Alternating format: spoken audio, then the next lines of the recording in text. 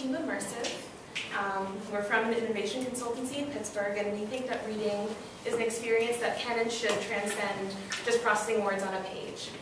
We want to extend the experience of the book beyond the act of reading and into the environment. And as we see it, the new book can be a more immersive experience at home, while you're out and about in the community, and while you're traveling as well.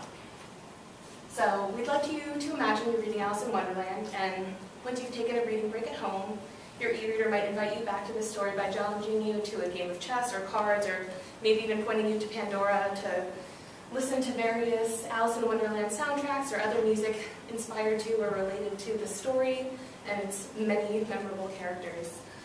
Depending on how far you've gotten in the book would tailor your experience to what you already know has happened, so it wouldn't ruin anything for you. And this way you can kind of have a new experience from the comfort of your own home.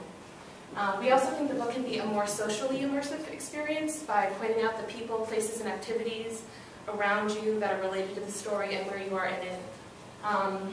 We think that it'd be great if it could bring up a relevant passage as well as an activity either in a cafe or a community center, maybe a park nearby where you could again play chess or cards or croquet if you're reading Alice in Wonderland. Maybe visit the Phipps Conservatory and see all the flowers, maybe go to a cafe, have a tea party.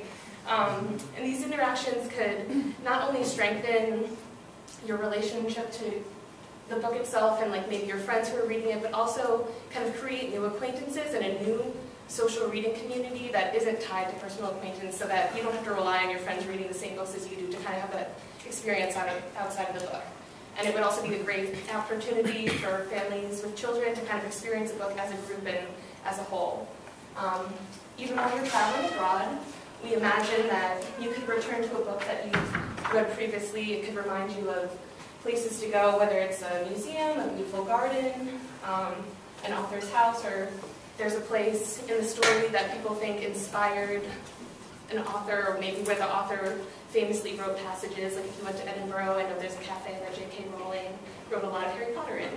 And by this way, you could just kind of experience some of the things behind the book and just see it in a new light. And it would allow you to relive the story long after you put the book down.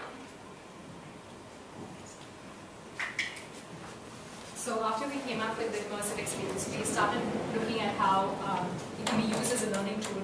And Katie and I will go into immersive experience as a learning tool. So the problem with our students today is that they find it difficult to connect to textbooks because it's far removed from the world around them. So they're always wondering, what is photosynthesis? Why do I need to learn genetics? What does that have to do with me? So what if the book is able to give you these answers? By giving you the power to discover connections through real-world engagements.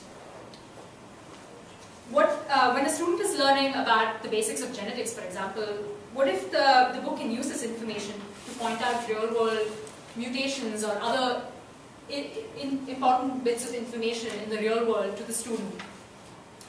Because this interaction takes place beyond the walls of the classroom. The student is in charge and can learn at his own pace. He's empowered and he can take charge of this knowledge. Well, this retention and learning is not only limited to students. We can extend it to books like biographies, etc., because they can be used as information tools by allowing people to directly relate to incidents and life of the person they're reading about, by actively being present in the environment. So this is some of the work that we've been working on in our design consultancy. I'd like to introduce the team. We have Kara, who's our HCI expert, and Alison Service, who's serving as the literary expert on our team. We have Priscilla, who's a cognitive neuroscientist, who's basically working on learning and retention and how immersive experience can work on it. And we have Katie Sai, who's working on the visuals and the visual team. She's basically leading the team. And I'm working on the electronics, etc. for the new e-reader. Thank you very much. I forgot to mention we have a workshop later. We would like you to come. It's in the Nerf gun corner of 215, all the way at the corner of the design studio. Thank you.